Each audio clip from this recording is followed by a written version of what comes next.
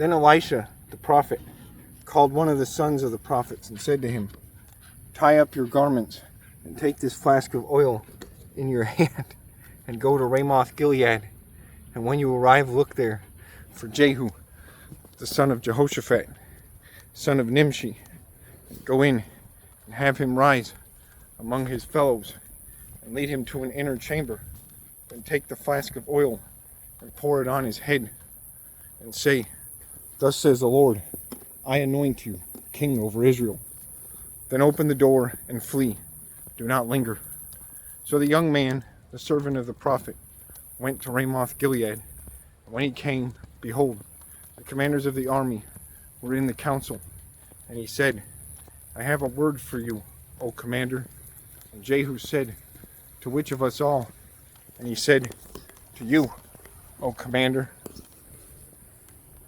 So he arose and went into the house, and the young man poured the oil on his head, saying to him,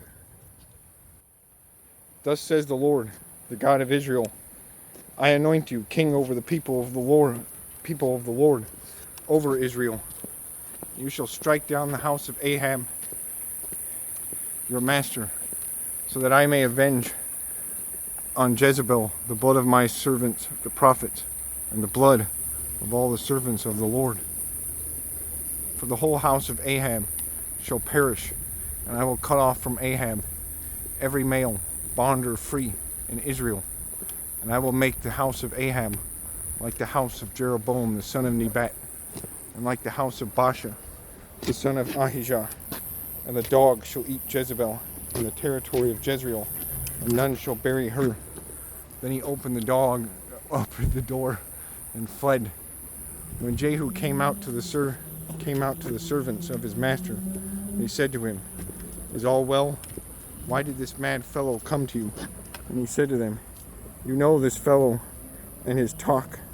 And they said, "That is not true. Tell us now." And he said, "Thus and so he spoke to me, saying, 'Thus says the Lord, I anoint you king over Israel.' Then in haste every man of them took his garment and put it under him on the bare steps. And they blew the trumpet and proclaimed, 'Jehu is king.' Thus Jehu, the son of Jehoshaphat, the son of Nimshi, conspired against Joram. Now Joram, with all Israel, had been on guard at Ramoth Gilead against Hazael, king of Syria.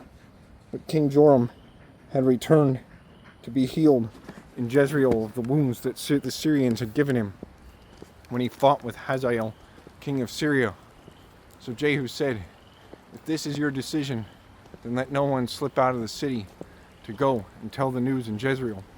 And Jehu mounted his chariot and went to Jezreel, for Joram lay there, and Ahaziah, king of Judah, had come down to visit Joram.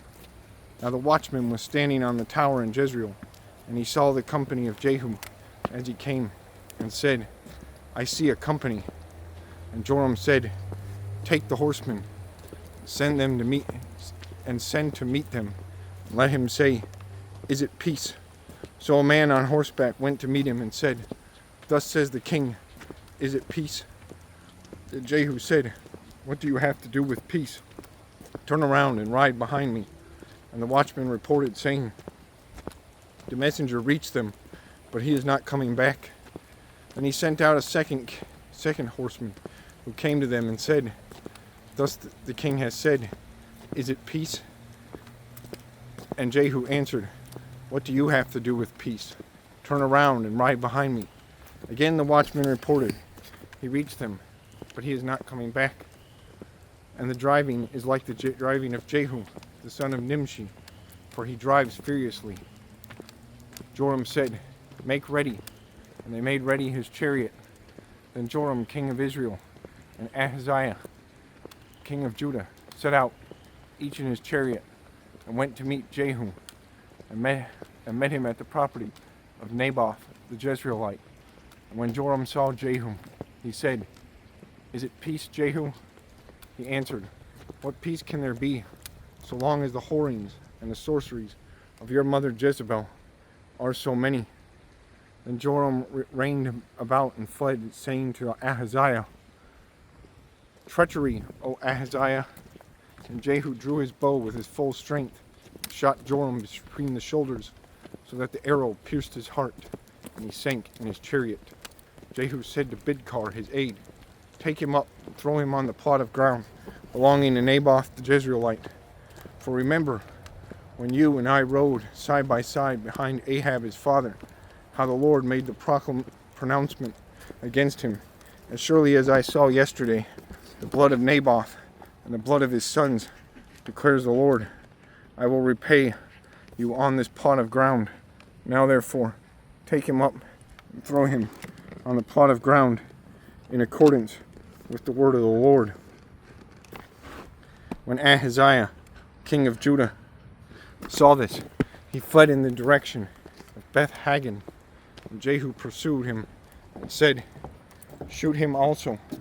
And they shot him in the chariot at the ascent of Gur, which is by Ibleam. And he fled to Megiddo and died there.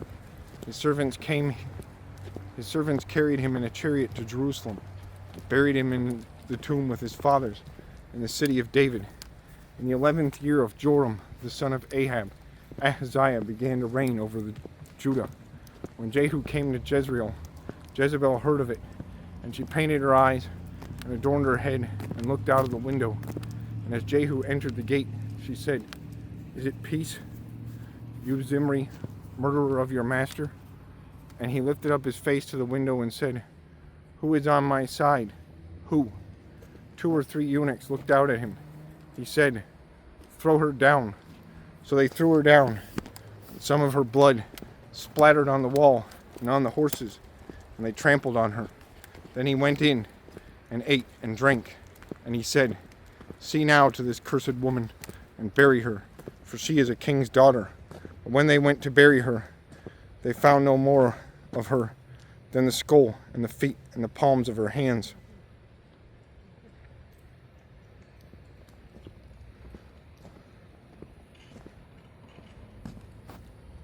When they came back and told him, he said, "This is the word of the Lord, which he spoke by his servant Elijah the Tishbite in the territory of Jezreel.